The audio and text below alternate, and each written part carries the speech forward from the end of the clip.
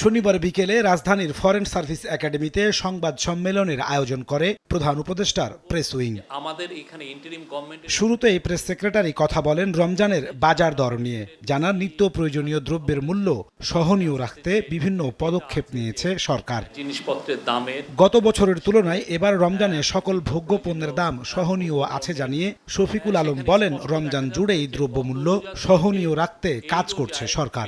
গত রোজার থেকে এই রোজায় বেশিরভাগ পণ্যেরই দাম সহনীয় পর্যায়ে এসছে, কমেছে। পুরো রোজায় আমাদের ফোকাস থাকবে যে এটাকে কিভাবে এই দামটাকে সহনীয় পর্যায়ে রাখা যায়। এক মাসের মধ্যেই নির্বাচনের রোডম্যাপ ঘোষণার দাবি সম্পর্কে জানতে চাওয়া হলে প্রেস সেক্রেটারি বলেন, বিএনপি হয়তো ভোট গ্রহণের নির্দিষ্ট তারিখ সম্পর্কে জানতে চাচ্ছে, কিন্তু সরকার আগেই নির্বাচনী রোডম্যাপ দিয়েছে। এ বছরের ডিসেম্বর নয়তো আগামী বছরের জুনেই হবে নির্বাচন।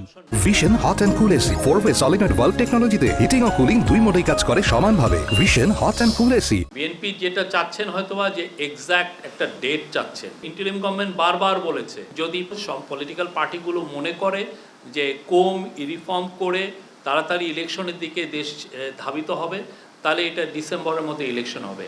আর যদি পলিটিক্যাল পার্টি চান যদি আরও কিছু রিফর্ম হওয়ার পরে ইলেকশন, সেক্ষেত্রে আরও 3 মাস এটা দেরি হতে পারে। সকল রাজনৈতিক দলের সমান সুযোগ তৈরির জন্য সরকার কাজ করছে বলেও জানানো হয় সংবাদ সম্মেলনে। সর্বপরিস্থিতি প্রতিনিয়ত মনিটর করছি। নাজমুস সালেহী, সময় সংবাদ, ঢাকা।